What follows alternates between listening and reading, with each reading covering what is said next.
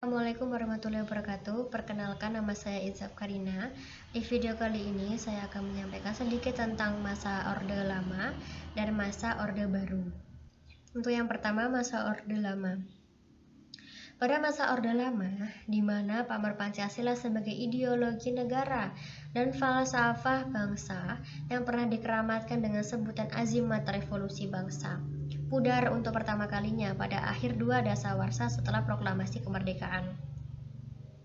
Meredupnya sinar api Pancasila sebagai tuntunan hidup berbangsa dan bernegara bagi jutaan orang diawali oleh kehendak seorang kepala pemerintahan yang terlalu gandrung terhadap persatuan dan kesatuan. Kegandrungan tersebut diwujudkan dalam bentuk membangun kekuasaan yang terpusat agar dapat menjadi pemimpin bangsa yang dapat menyelesaikan sebuah revolusi perjuangan untuk melawan penjajah, serta ikut menata dunia agar bebas dari penghisapan bangsa atas bangsa dan penghisapan manusia atas manusia. Namun sayangnya, kehendak luhur tersebut dilakukan dengan menabrak dan mengingkari seluruh nilai-nilai dasar Pancasila.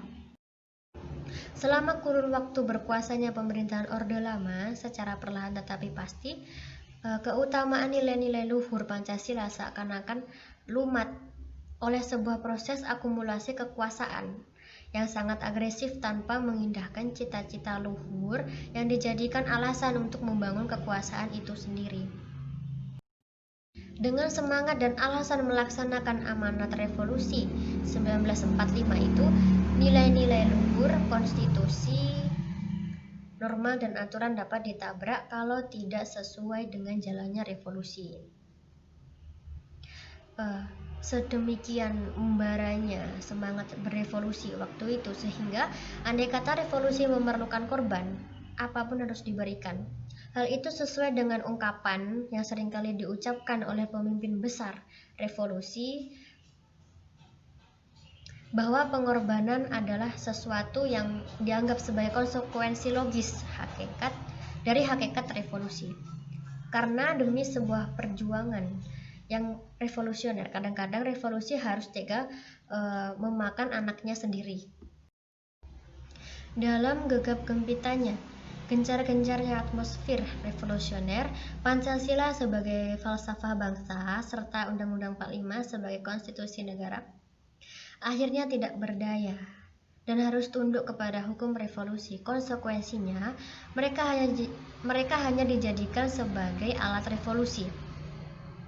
Retorika yang selalu dikumandangkan bahwa revolusi adalah menjebol dan membangun dilakukan secara pincang. Pada kenyataannya selama kurun waktu itu, kekuasaan yang sentralistik lebih banyak menjebolnya daripada melaksanakan pembangunan. Akibatnya, nilai-nilai luhur dalam Pancasila tinggal menjadi kata-kata bagus yang secara retorik digunakan oleh penguasa untuk membuai dan menina-bobokkan rakyat supaya lupa penderitaan, baik karena dilanda kelaparan maupun kemiskinan. Agar revolusi berhasil mencapai tujuannya, maka seluruh kekuatan harus dipersatukan. Sehingga presiden mempunyai kekuatan yang dahsyat untuk menghancurkan apa yang disebut sebagai musuh-musuh revolusi. Demi sebuah kekuasaan yang dahsyat tersebut, maka semua cabang kekuasaan baik legislatif, yudikatif, dan kekuatan masyarakat harus dihimpun. Demi sebuah kekuasaan yang dahsyat itu, maka semua cabang kekuasaan baik legislatif, yudikatif, dan kekuatan masyarakat harus dihimpun dalam satu tangan. Rakyat harus berada di belakang pemimpin tanpa reserve untuk menunggu komando yang diberikan kepadanya. Manifestasi kegandrungan mempersatukan kekuatan dan mengakumulasikan kekuasaan diwujudkan pula dalam tataran ideologis dengan memeras Pancasila menjadi Trisila yang unsur-unsurnya adalah kekuatan golongan nasionalis, komunis, serta agama yang pada tahap berikutnya Ketiga sila itu pun kemudian disimplifikasikan menjadi satu sila yang disebut gotong royong. Hiruk-pikuk revolusi akhirnya telah selesai karena ternyata kepemimpinan revolusioner telah mengakibatkan kejatuhan pemimpin itu sendiri melalui tragedi yang dikenal dengan nama G30S PKI. Kekuasaan yang hakikatnya cenderung korup telah menyelewengkan nilai-nilai luhur Pancasila. Akibatnya, tragedi politik tahun 1965 yang pada dasarnya adalah perang saudara yang disebabkan oleh konflik ideologi yang telah menelan korban ratusan ribu jiwa, serta trauma dan stigma politik terhadap jutaan rakyat yang tidak tahu menahu mengenai apa yang disebut dengan memperjuangkan sebuah revolusi.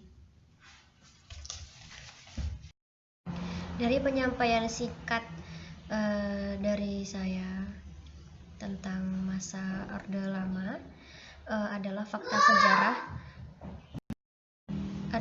sejarah yang mudah-mudahan dapat menyegarkan ingatan kita semua bahwa kesaktian serta kekeramatan Pancasila sebagai ideologi dan falsafah bangsa yang sangat rentan terhadap penyelewengan oleh aktor politik pemegang kekuasaan negara. Runtuhnya sistem kekuasaan pemerintahan Orde Lama adalah akibat dari perilaku para pemimpin politik yang menjungkir balikan nilai-nilai Pancasila demi ambisi politik yang mengatasnamakan Pancasila. Pada era Orde Lama, masa pemerintahan Presiden Soekarno antara tahun 1959 sampai 1967, pembangunan dicanangkan oleh MPR sementara atau MPRS yang menetapkan sedikitnya 3 ketetapan yang menjadi dasar perencanaan nasional.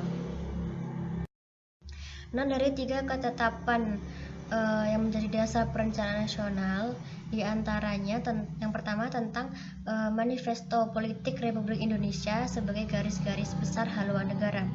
Yang kedua, tentang garis-garis besar pola pembangunan nasional sementara berencana 1961 sampai 1969. Yang ketiga, ketetapan yang ketiga tentang pedoman-pedoman pelaksanaan garis-garis besar haluan negara dan haluan pembangunan.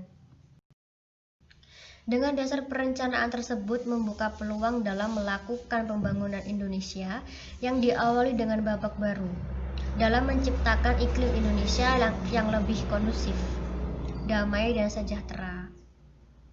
Proses merehabilitasi dan merekonstruksi yang diamanatkan oleh MPRS ini diutamakan dalam melakukan perubahan perekonomian untuk mendorong pembangunan nasional yang telah didera oleh kemiskinan dan kerugian pasca penjajahan Belanda.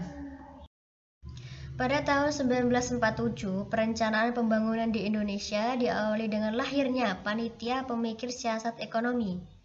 Perencanaan pembangunan 1947 ini masih mengutamakan bidang ekonomi mengingat urgensi yang ada pada waktu itu, meskipun di dalamnya tidak mengabaikan sama sekali masalah-masalah non-ekonomi, khususnya masalah sosial ekonomi, masalah perburuhan, aset Hindia Belanda, prasarana dan lain-lain yang berkaitan dengan kesejahteraan sosial.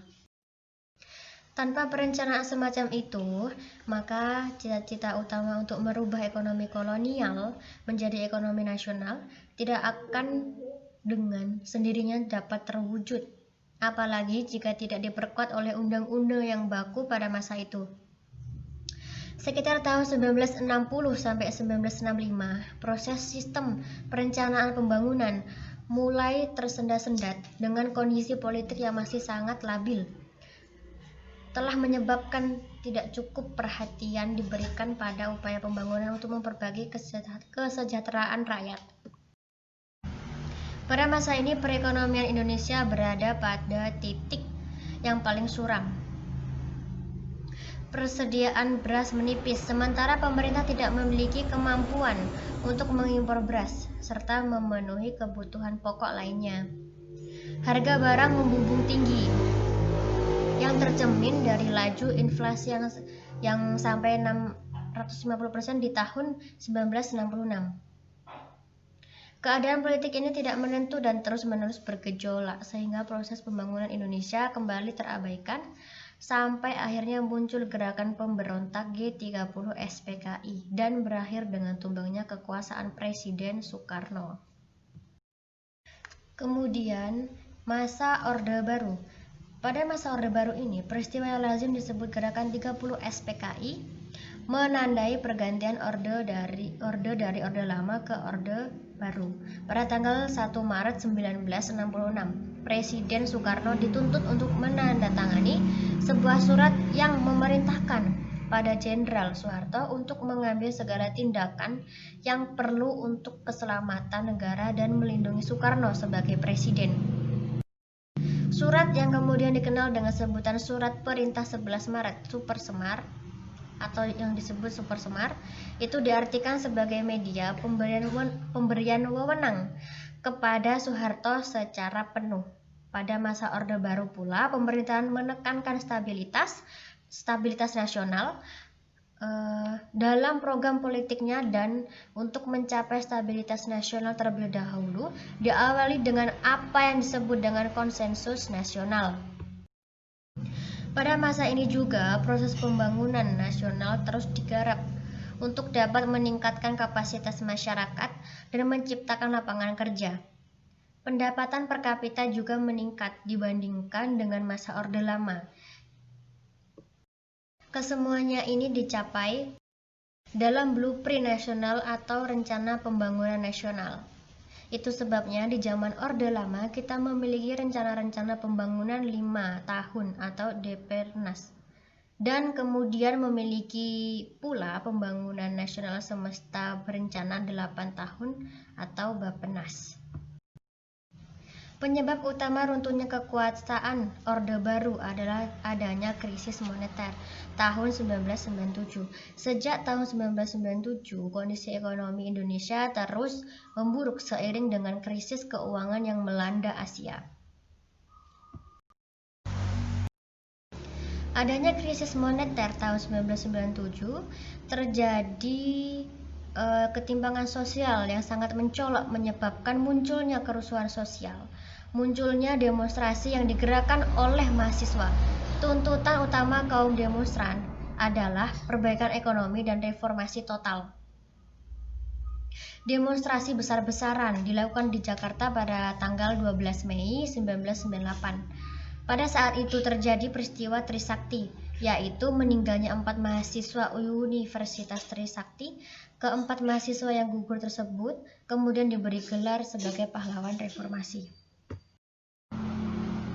Era Orde Baru dalam sejarah Republik ini merupakan masa pemerintahan yang terlama dan bisa juga dikatakan sebagai masa pemerintahan yang paling stabil. Stabil dalam artian tidak banyak gejolak yang mengemuka layaknya keadaan dewasa ini. Stabilitas yang entah semu atau memang real tersebut diiringi juga dengan maraknya pembangunan di segala bidang. Era pembangunan, era penuh stabilan yang saat ini menimbulkan romantisme dari banyak kalangan di negara ini, ditandai dengan semakin gencarnya kempek Pikabare di seantero pelosok Nusantara. Menariknya dua hal yang menjadi warna Indonesia di era Orde Baru, yaitu stabilitas dan pembangunan, serta merta tidak lepas dari keberadaan Pancasila. Pancasila begitu diagung-agungkan, Pancasila begitu gencar ditanamkan nilai dan hakikatnya kepada rakyat, dan rakyat tidak memandang hal tersebut sebagai sesuatu yang mengganjal, kala itu tentunya.